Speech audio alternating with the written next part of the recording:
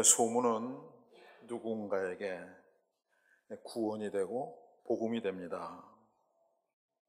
오늘 본문의 중풍병자가 그렇습니다. 그 소문난 예수가 가버나움에 오셨다는 얘기를 듣고 이 병자가 침상에 누운 채 친구들의 손에 들려서 왔습니다. 그런데 이미 많은 사람들이 모여들어서 그 집 안팎을 다 채웠던 터라서 예수님께 다가갈 수가 없었고, 그래서 누가복음서의 기록을 보면 그 친구들이 아예 이 병자를 그 집 지붕을 뚫고 예수님 앞에 달아내렸다, 그렇게 이야기하고 있습니다. 그러자 그런 그들을 보신 예수께서 이렇게 말씀하셨다는 겁니다. 예수께서 저희의 믿음을 보시고 중풍병자에게 이르시되 소자에 안심하라, 내 죄 사함을 받았느니라. 제가 성경은 개혁성경, 옛날 성경을 봅니다. 제가 보기에는 번역이 그게 훨씬 좋아요. 전 그걸 씁니다. 비슷해요. 내 죄 사함을 받았느니라. 무엇을 의미합니까? 저희의 믿음이 특별했다, 이런 뜻입니다. 그 믿음에는 그 친구들의 믿음과 그 병자의 믿음이 포함됩니다. 저희의 믿음을 보시고 과연 어떤 믿음이었기에 그와 같이 말씀하셨다는 걸까 하는 겁니다. 먼저 중풍병자의 믿음을 봅니다. 오늘 본문의 중풍병자를 영어 성경에는 마비 환자라, paralytic 이렇게 되어 있어요. 아마도 이것은 우리나라 처음 성경에 들어올 때 그렇게 번역이 된 것 같아요. 중풍이란 말은 한의학적인 표현이고 마비는 양의학적인 표현입니다. 그러니까 옛날에 마비도 종류가 많잖아요. 뇌경색에서도 출발해가지고 구안화사까지 말이죠. 그냥 몰아서 중풍병자 이렇게 돼, 마비 환자입니다. 그런데 이 마비 환자의 특징은 시간이 갈수록 이 감각이 둔해집니다. 그래서 나중에 말도 잘 못하고 의식도 약해집니다. 그러니까 믿음도 약해질 수 있습니다.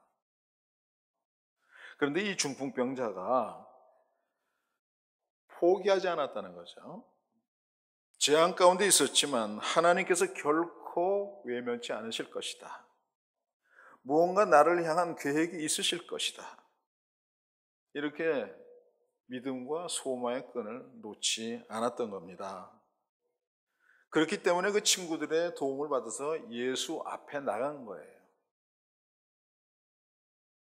그런 믿음에 하나님께서 하신 약속이 있습니다. 나 여호와가 말하노라, 너를 향한 나의 생각은 내가 하나니 재앙이 아니라 곧 평안이요 너희 장래 소망을 주려 하는 생각이라. 너희는 내게 부르짖으며 와서 내게 기도하면 내가 너희를 들을 것이요 너희가 전심으로 나를 찾으면 나를 만나리라. 이 말씀의 이 구절의 배경은요, 바벨론에 70년 동안 사로잡혀가 있던 이스라엘 백성들에게 예레미야를 통해서 하나님이 말씀하신 거예요. 70년이란 긴 세월, 36년도 우리 일자가 길은데 모든 거 다 포기하고 싶은 거예요. 모든 게 마비된 거예요. 하나님이 그러신 거예요. 내가 너희들에게 계획이 있단 말이지. 절대로 희망을 버리지 말아라. 이 말씀 하신가? 마비 환자 같은, 또 여러분 가운데 산 가운데 그런 분들에게 주시는 말씀인 겁니다. 그걸 보신 예수께서 말씀하신 겁니다. 내 죄 사함을 받았느니라. 그런데 여러분, 네 죄 사함을 받았다, 이게 도대체 무슨 얘기겠습니까? 그에게 뭔가 숨겨진 죄가 있다는 그런 뜻인지, 자범죄가 있다는 얘기인지, 아니면 원죄를 얘기하는 건지 분명치는 않습니다. 죄 때문에 그렇게 됐다는 거예요. 우리의 원죄가 성경에 보게 되면은 죄의 싹은 사망이라고 그랬어요. 근데 그 사망의 원인은 전부 다 병으로 죽습니다. 병사입니다. 그러니까 병 들었으니까 그런 거 아니냐, 이렇게 볼 수도 있는 겁니다. 어느 쪽이든 상관이 없어요. 그런데 이 말씀에 한 가지 문제가 있습니다. 예수께서 내 죄 사함을 받았느냐 했는데 무슨 근거로 죄가 사해졌다고 말씀하실 수가 있느냐 이거예요. 하나님이시니까? 하나님 마음대로? 오늘 서기관들이 그런 질문하는 것 타당성이 있는 거예요. 그러나 아무리 하나님이시라고 하더라도 마음에 들면은 용서해 주고 마음에 안 들면은 자세불량으로 고사포로 쏘아주기는 김정은이처럼 그렇게 하실 수 있는 겁니까? 그렇게 무소불위의 권력을 마음대로 휘두르는 하나님이실 수가 있겠느냐? 하나님은 그러실 수 없어요. 왜냐하면 공의롭지 못하기 때문인 거예요. 공의롭지 못한 권세는 권세가 아니라 폭력입니다. 우리가 믿고 의리하는 하나님이 그런 하나님이시겠습니까? 이에 대한 답이 과연 뭐겠습니까? 성경 욥기에 이 이야기가 나옵니다. 사단이 동방의 큰 자의 의인이라 불리던 욥을 하나님께 고발하는데 그 고발의 근거가 하나님의 공의입니다. 하나님 앞에 죄인 아닌 사람이 어딨냐 이거죠. 그런데 누구는 금수저 되게 하시고 누구는 흙수저 되게 하시고 공평하지 못하다는 거예요. 욥에게 하나님이 이렇게 물질적으로 많은 축복을 주시니까 그런 식으로 한다면 어떤 사람이 하나님 의리하지 않고 겸비하지 않겠느냐 그 말이에요. 그러니까 그 사람의 모든 것을 금수저를 뺏어서 과연 그 사람의 믿음이 그래도 괜찮은지 하나님이 정말 옳게 하시는 건지 아닌지 그 공의를 좀 보이셔 주셔야 된다는 얘기예요. 사단의 이 말 틀린 게 아니죠. 그래서 욥의 시험이 하나님 허락하에 시작이 됐습니다. 욥에게 재앙이 닥친 겁니다. 애들이 다 죽고 사업도 부도가 나서 알거지가 되고 마누라도 도망가고 요새 집안만 망하면 마누라들이 도망가 버려요. 그리고 알 수 없는 불치병이 든 거예요. 너무나 고통스러운 병이 든 거예요. 사단의 그 주장이 어느 정도 성공을 거두지 않았습니까? 그런데 재앙이 닥치자 욥이 하나님을 떠난 건 아닙니다. 그런데 하나님께 따지기 시작한 거예요. 이 재앙의 이유가 뭡니까?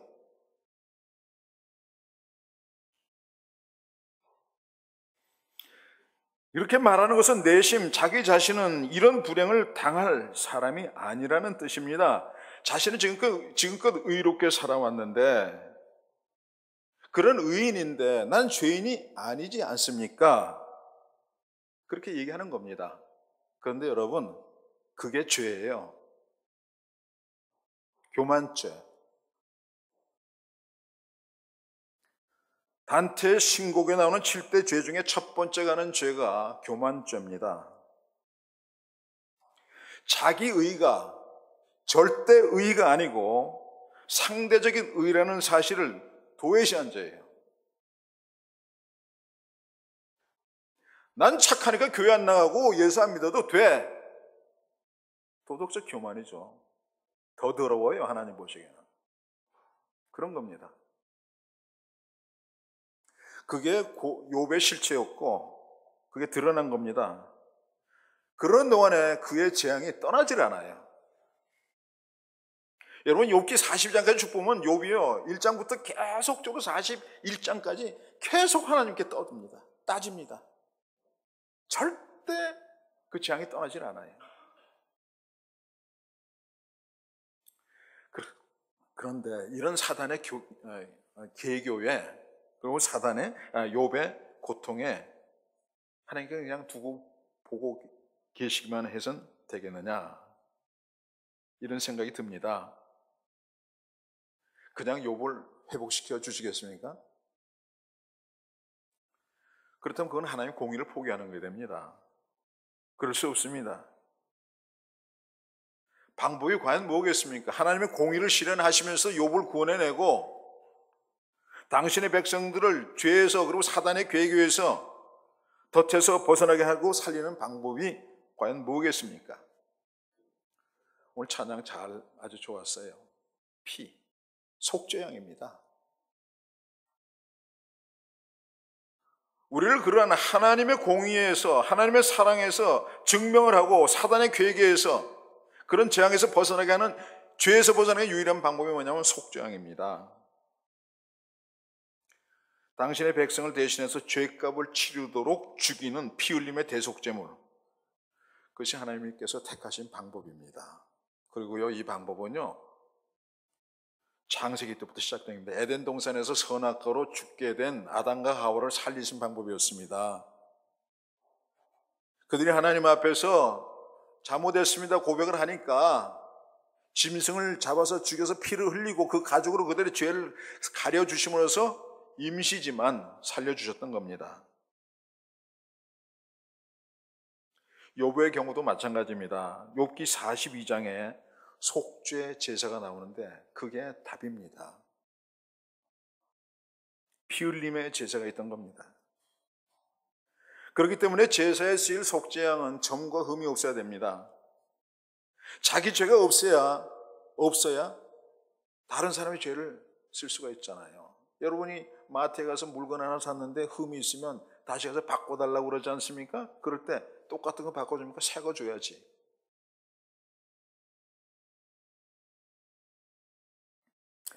그렇기 때문에 구약의 희생양들이 어린 양으로 제한된 이유가 그겁니다.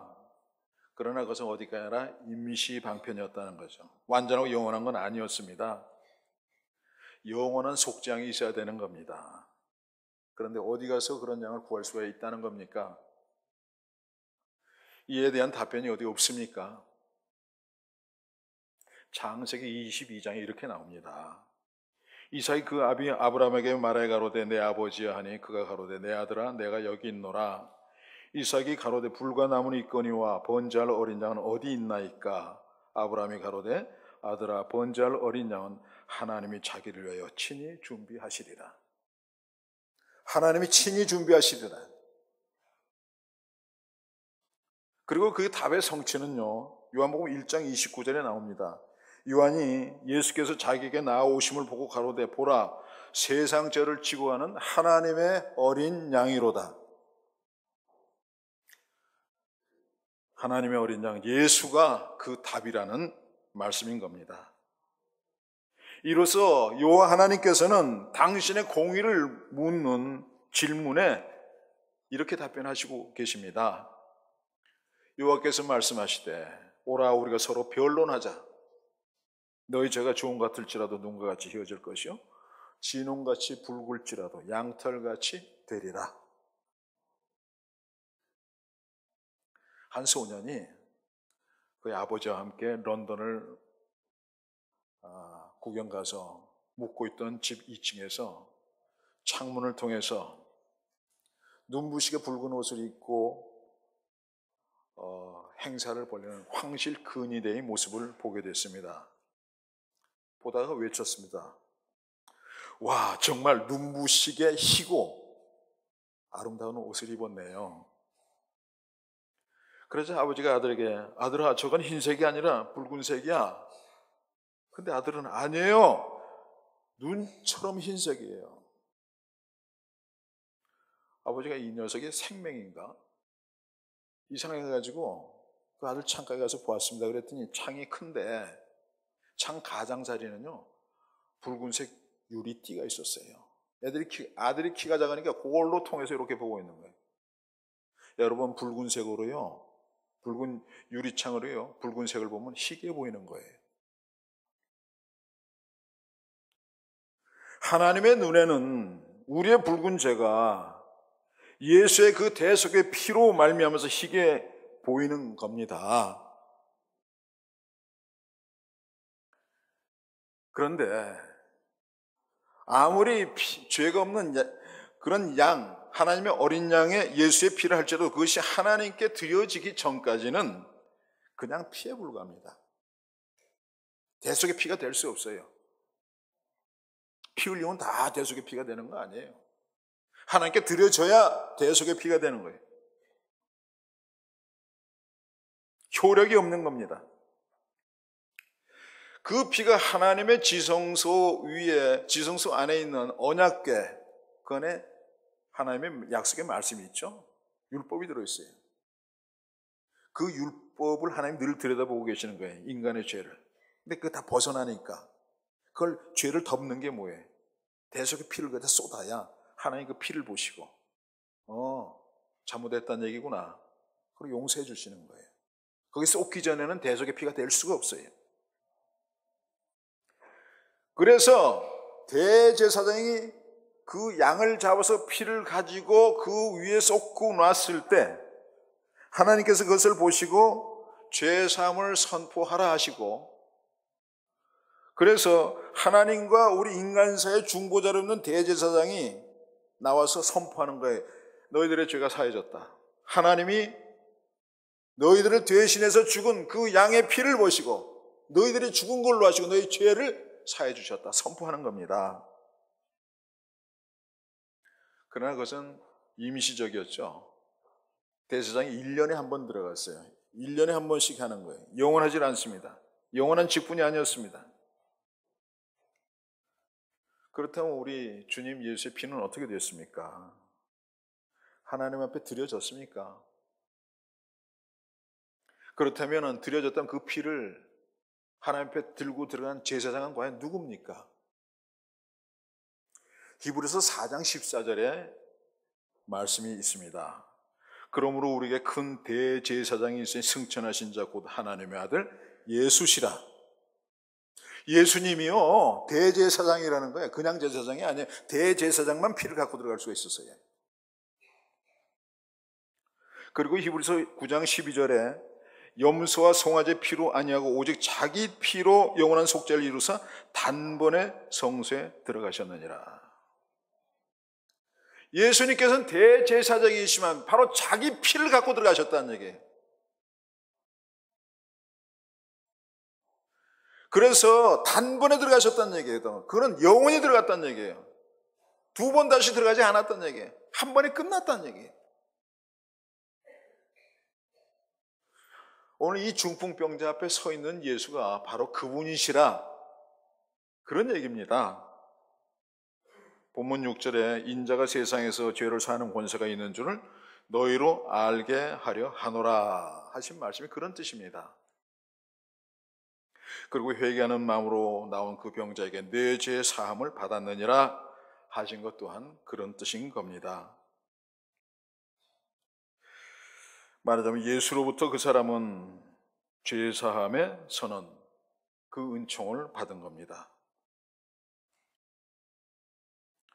그런데요, 주님의 은총이 그걸로 끝나질 않습니다.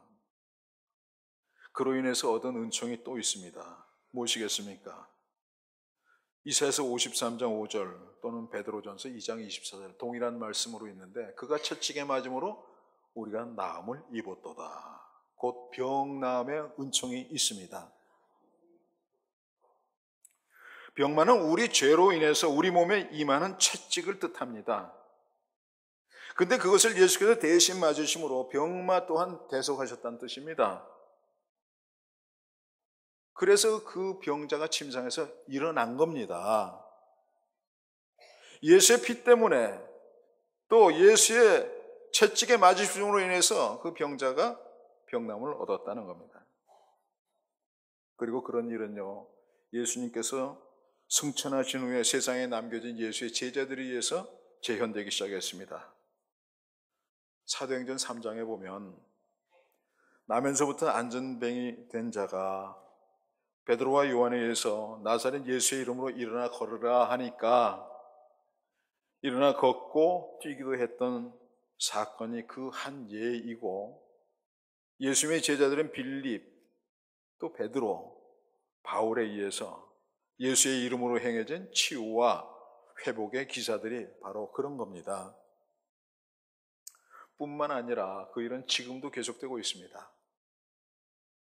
10여 년 전에 저희 교회에 심수정 집사라는 분이 있었습니다. 당시 나이가 40세 중반쯤 됐나 그랬을 겁니다. 세림병원에 입원해 있다는 얘기를 듣고 신방을 갔습니다. 그랬더니 이 중풍병자, 오늘 본문의 중풍병자처럼 반듯하게 꼼짝 못하고 누워있는 거예요. 그리고 7, 8일이 지났답니다. 병명도 모른답니다. 그러니까 대소변을 받아내기 위해서 그 친정어머니가 와 계셨어요. 똑같아요. 어쨌든 그러다 보니까 날 보고도요, 눈만 껌뻑거리고 눈물만 줄줄 흘리지 어떻게 할 줄 몰라요. 그래서 성모가 머리에다가 손을 얹고 기도를 시작했습니다. 하나님, 뭐 이러고 저러고. 근데 잠시 했는데 갑자기 어디 이상한 소리가 나는 거예요. 어머 어떡해, 어머 어떡해, 어머 어떡해. 뭘 어떡한다는 얘기. 그래서 기도하다 보니까 눈을 떴어요. 봤더니요, 이 심집사가 이렇게 있었거든요. 누워서 이렇게 일어났는 거예요. 그래서 자기도 놀라가지고 어머 어떡해, 어머 어떡해, 어머 어떡해. 저도 그랬어요. 어머 어떡해.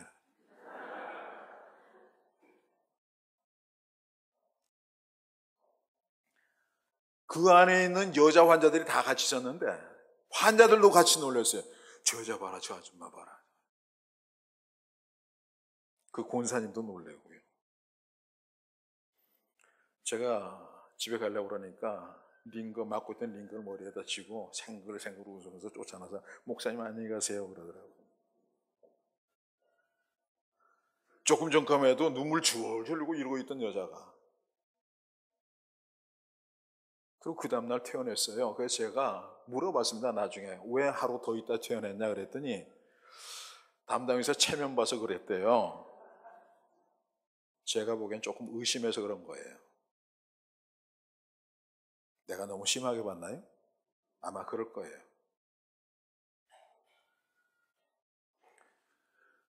옛날에 제가 대학교 합격됐다는 얘기 듣고요, 그게 진짜인 거고 몇 번 봤거든요. 그런 거 있잖아요. 의심하지 마세요. 그때 그곳에 함께 갔던 사람 중에 제 아내도 있었고, 지금 여기 앉아서 함께 예배드리고 있는 어느 고은사님도 거기 계셨습니다. 2000여 년 전 가버나움에서 집에 계셨던 그 어느 집에 계셨던 예수님께서 10여 년 전에도 세림병원 한 병실에도 계셨고, 오늘 여기 이곳 성전에도 임재해 계신다는 그런 뜻인 겁니다. 이처럼 예수의 구원은요, 우리의 영혼의 구원뿐 아니라 육신의 구원까지 포함하는 거예요. 그런데 여러분, 그게 다가 아닙니다. 예수께서 행하신 남은 구원 하나가 더 있습니다. 곧 마음의 구원입니다. 영혼육 다 구원하시는 거예요. 이걸 신학적인 용어로 전인 구원이라 그래요. 오늘 본문의 중풍병자요, 그동안 몸만 아픈 게 아니라 마음도 아팠을 거예요. 왜냐하면 수치스러웠을 테니까. 용병까지도 다른 사람이 처리해 줬을 테니까 아마도 그들의 가족이 그랬을 거고 그들도 괴로웠을 겁니다. 요양병원에서 나이 든 환자들이 그곳을 나오고자 하는 가장 큰 이유가 이 용변 때문이에요. 기저귀 차야 하고, 간병인들은 눈치를 봐야 하고, 구박받아야 하고, 창피하고. 그러니까 음식을 가능한 덜 먹으려고 그래요. 안 싸려고. 그러다 보니까 또 변비가 돼요. 악순환이고 지옥입니다. 질고, 곧 질병의 고통이라는 게 그런 겁니다. 마음도 상하는 겁니다. 그러다가 이 중풍병자처럼 병이 낫는다 하더라도 기억 속에 남아있는 마음의 상처는 사라지질 않습니다. 기억이란 게 뭡니까? 과거의 것을 머릿속에 살려내는 것을 말하지 않습니까? 그런데 거기에는 구분이 있어요. 감정기억과 사실기억. 남자는 사실기억을 주로 하는 편이에요. 여자는 감정기억을 주로 하는 편이고. 다시 말해서 남자는 상처받은 그 사실만 기억할 뿐, 그 감정은 시간이 지나면 잊어버려요. 근데 여자는 반대로 시간이 지나면 그 사실 여부는 떠나도요, 그 감정은 그냥 남아있어요. 그래서 남편이 아내에게 당신 제대로 하는 게 뭐야? 반찬이 왜 이래? 별거 아닌 것 같죠? 그 한마디에 상처를 받잖아요. 그럼 그 감정을요, 절대 안 잊어버려요. 동의 안 하는 여자분 손 들어보세요. 절대 안 잊어버려요. 그래서 온율의 서리처럼 보입니다. 그런데 남자는 그 사실은 기억하는데 그 감정을 잊어버려요. 그래서 둘이 맨날 싸우는 거예요. 그런데 문제는 남자가 그런 감정 기억에 빠지게 되면 더 위험하다는 겁니다. 우리나라 남자의 자살률이요, 여자의 자살률보다도 2.3배가 높아요. 세계적으로 남자의 자살률이 여자보다 2배가 높은데 우린 더 높아요, 우리나라는. 검찰 조사를 받던 대통령이 자살하고요, 경제인들이 자살하고요, 정치인들이 자살하고, 상관에게서 인격 침해를 당하던 젊은 검사까지도 스스로 목숨을 끊은 게 그 예들입니다. 이런 마음의 상처들, 그것이 사실기억이든 감정기억이든 누가 뭘로 치료할 수 있느냐 하는 겁니다. 얼마 전 축사노회에서 19년 만에 구출된, 그래서 가족의 품으로 들어온 장애인 만득이, 다들 아실 겁니다. 그동안 당한 학대로 상처가 얼마나 컸던지 처음에는 물어도 대답도 안 하던 사람인데 지금은 말도 잘하고요, 밥도 잘 먹고 버스 타고 돌아도 다니고 살도 쪘답니다. 그렇게 된 건 그의 어머니와 누나 때문이라는 겁니다. 두 사람 모두 지적 장애인들이에요. 그들과 함께 있게 되니까 지난 긴 세월의 고통의 트라우마에서 벗어나기 시작했다는 겁니다. 어떤 치료약이나 주사나 영양제가 없이도 그렇게 치료가 되더라는 겁니다. 무엇을 의미합니까? 마음의 상처는 상처받은 치료자, wounded healer, 상처받은 치료자가 아니면 치유할 수 없다는 얘기예요. 상담자로 갖고는 부족한 겁니다.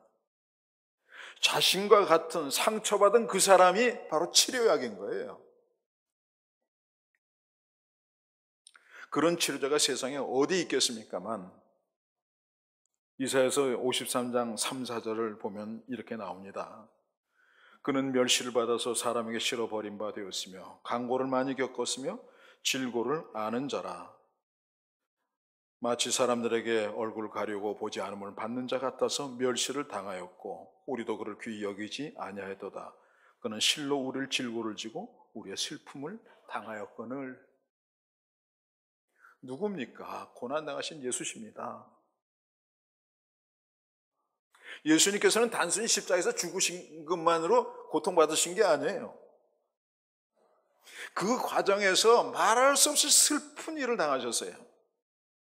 가시면류관, 낡은 홍포, 얼굴에 침뱉음, 손바닥으로 떼기 맞으심, 뺨 맞으심,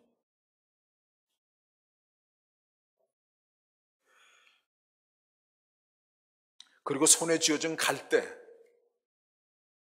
이것이 무엇을 의미하는 줄 아십니까? 유대인들에게 있어서 얼굴은 인격을 의미했습니다.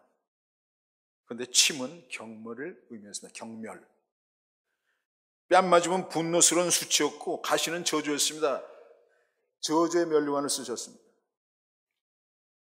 예수께 입혀졌던 홍포는 왕이 쓰다 버린 폐품이었고 갈대는 왕의 지팡이라고 쥐어준 조롱이었어요.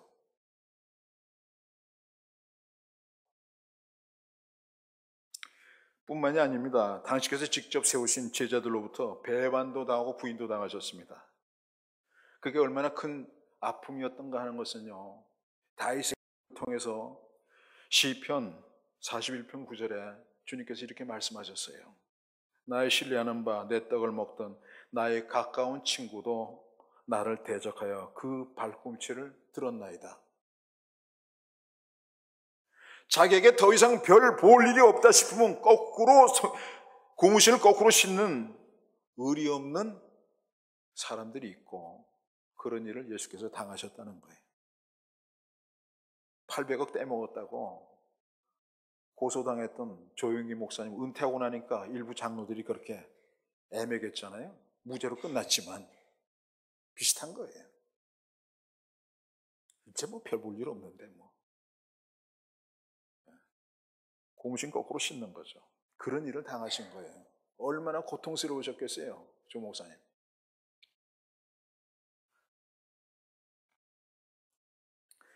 이처럼 주님께서는 로마, 곧 이방인들로부터는 십자가 채찍을 맞으셨고 동족인 유대인들로부터는 수치와 모욕을 당하셨고 제자들로부터는 버림받으면 마음의 상처, 슬픔을 당하셨습니다.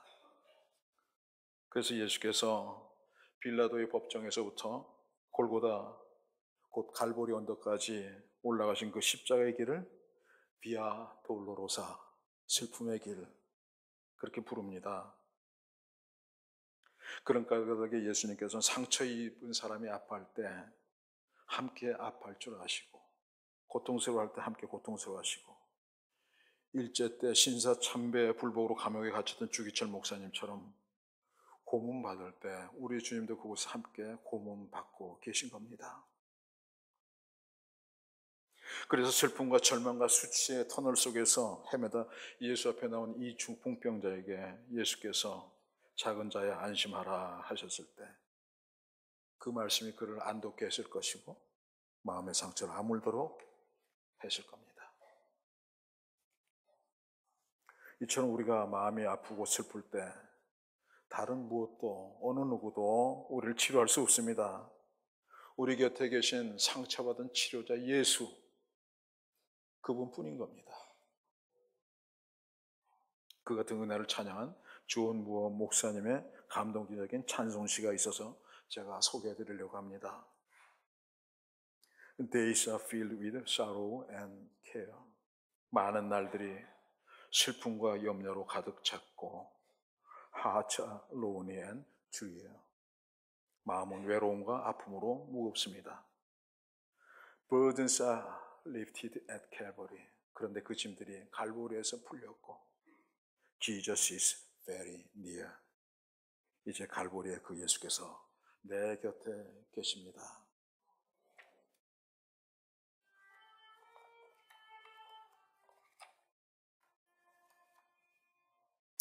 Days are filled with sorrow and care. Hearts are lonely and dreary.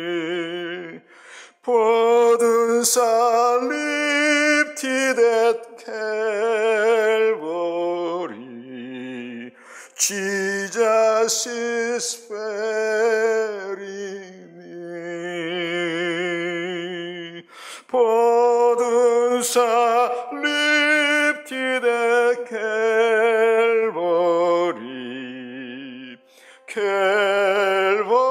Calvary, Calvary. Burdens are lifted at Calvary. Jesus is very near. 슬픔 걱정 가득 차고 다 함께 부릅니다. 내 맘 괴로워도 갈보리 십자가 위에서 내 짐이 풀렸네.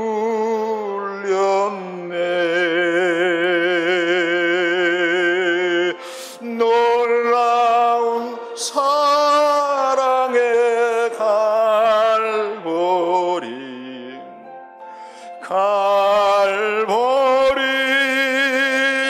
갈보리.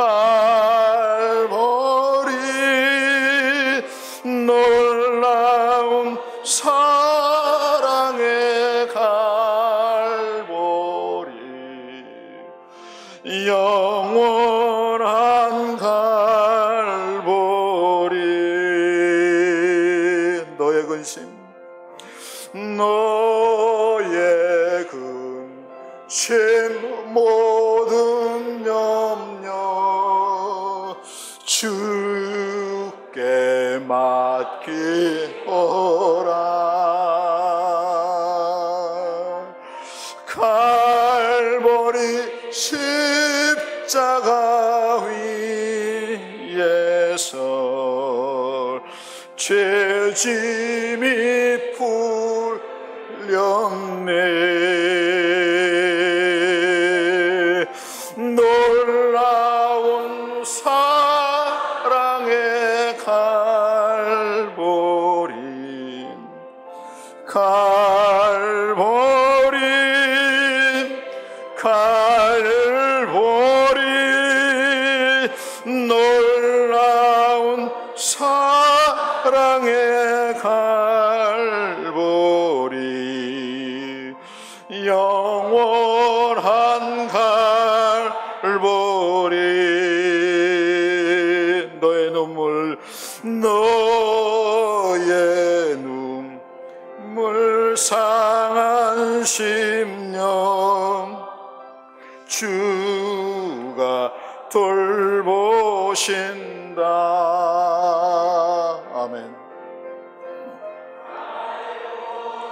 십자가 위에서 죄짐이 풀렸네. 놀라운 사랑의 갈보리, 갈보리, 갈보리, 놀라운 사랑의 갈보리, 영원한 갈보리.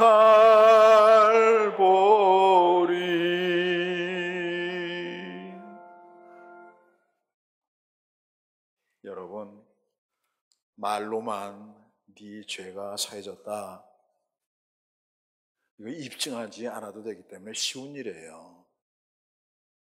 그런데 꼼짝 못하고 누워있는 중풍병자에게 말로 일어나라 하는 것은 위험한 일입니다. 안 일어나면, 못 일어나면 사기꾼이 되잖아요. 그런데 주님께서 그렇게 말씀하셨고, 이 사람이 일어났고, 그가 짐이었고 아픔이었던 그의 가족들은 집으로 돌아갔습니다. 아마 가면서 이 찬양했을 거예요. 놀라운 갈보리, 내 짐이, 죄짐이 다 풀렸다고. 그리고 친구들의 믿음 짧게 말씀드리겠습니다. 이들의 믿음은 과연 어떤 믿음이었느냐? 이사야서 58장 6, 7절에 이런 말씀이 있습니다. 나의 기뻐하는 그 음식은 흉악의 결박을 풀어주며 멍에의 줄을 끌어주며 압제당하는 자를 자유케 하며 모든 멍에를 꺾는 일이 아니겠느냐? 또 줄인 자에게 내 식물을 나눠주며 유리하는 빈면을 내 집에 들이며 벗은 자를 보면 입히며 또 내 골육을 피하여 스스로 숨지 아니하는 것이 아니겠느냐? 이들의 믿음은 고통받는 자를 피하여 숨지 않는 믿음이었습니다. 우린 예수께서 십자가에서 목마르다, 내가 목마르다 하신 고통을 잘 알지 못합니다. 피를 흘림으로 수분이 고갈이 되죠. 벗겨진 몸으로 피부에서 땀은 증발하죠. 자외선 화상으로 몸이 얼마나 아프셨겠습니까? 우린 그런 고통까지 당하는 일이 없기 때문에 모릅니다. 냉방이 또 모든 시설이 이렇게 잘 된 교회에서 편안하게 예배드리고 행복하게 새벽기도 드리고 1년에 한 번쯤 금식기도 하고 마주 앉아서 경건 훈련하는 것만으로는 우린 잘 모릅니다. 그러나 김지아 시인의 시 제목처럼 마실 만한 물이 없어 고통당하는 아프리카 아이들의 타는 목마름이 뭔지, 중풍병자의 아픔이 뭔지를 당신의 몸된 이 부평소망교회를 갈보리 십자가에서 흘리신 피로 세우신 우리 주님은 아십니다. 그래서 이 병자의 친구들처럼 우리로 하여금 고통받는 자의 아픔을 외면하지 말고 숨지 말고 함께 하길 원하신다고 저는 믿습니다. 오늘 교회 창립 주일을 맞이하는 우리 교회와 특히 주님의 종으로 헌신하기 위해 부름받으신 임직자 여러분들이 그 목마른 사람들 꼭 기억해 주셨으면 좋겠습니다. 그리하면 오늘 이 병자의 친구들이 그 병자라고 하면 주님을 만나도록 함같이 목마른 자들로 우리 주님 예수를 만날 기회를 제공하게 될 겁니다. 그런 우리에게 주시는 약속의 말씀이 있습니다. 줄인 자에게 내 심정을 동하며 괴로워하는 자의 마음을 만족해 하면 내 빛이 흑암 중에 발하여 내 어둠이 낮과 같이 될 것이며 나 여호와가 너를 항상 인도하여 마른 곳에서도 내 영혼을 만족해 하며 내 뼈를 견고케 하리니 너는 물된 동산 같겠고 물이 끊어지지 아니하는 샘 같을 것이라. 여러분, 요즘 젊은이들 사이 우리나라를 갖다가요 지옥 같다 그래요. 헬조선. 근데 우리가 지옥 같아 보이는 미국, 맨날 총기 사고 나고, 예? 그 사람들은, 우린 3만 불에서 지금 머물러 있는데 그 사람들은 계속 세계 패권을 쥐고 있어요. 계속 그럴 겁니다, 앞으로도. 이유가 뭐겠습니까? 우리는 우리의 아이들을 그들에게 수출하고 그들이 우리 아이들을 길러줘요.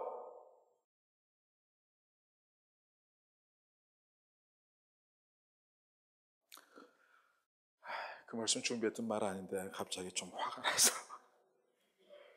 사랑하는 성도 여러분, 요즘 걸 크러쉬라는 말 유행하죠. 젊은 애들은 다가 이거 목사님은 어떻게 알지? 70이 넘으셨는데 걸 크러쉬 아세요? 이 말이 유행인데요. 김숙, 서인영, 제시, 센 언니들을 얘기하는 겁니다. 이 크러쉬란 말은요, 큰 바위를 자갈처럼 잘게 부순다는 그런 의미가 있습니다. 그래서 웬만한 장애는 돌파하고 기죽지 않는 그런 여성을 일러서 걸 크러쉬라고 부르는 거예요. 근데 요즘요 새로운 크러쉬가 등장했습니다. TV 프로 중에 진짜 사나이라고 있는데 거기서 오래 달리기를 했습니다. 근데 남자 여자 군인들이 같이 달렸는데 남자 병사들은 물론이고 박찬호까지 제껴버린 제치고 뛴 이시영이라는 아가씨가 있어요. 탤런트. 요즘 이 아가씨 떴습니다. 오늘 이 병자 일행의 믿음도 그랬던 겁니다. 예수를 만나기 위해서 지붕을 뚫고 거기 모인 모든 다른 사람들을 인천 상륙작전처럼 제친 믿음, 곧 센 믿음이었던 겁니다. 여러분 모두가 그런 센 믿음, 곧 믿음의 크러쉬에 포함되셨으면 좋겠습니다. 그 믿음이 주님께서 보시는 믿음이기 때문입니다. 그 믿음으로 치유와 회복과 평안의 은혜를 누리시기를 우리 주님 예수의 이름으로 축원합니다.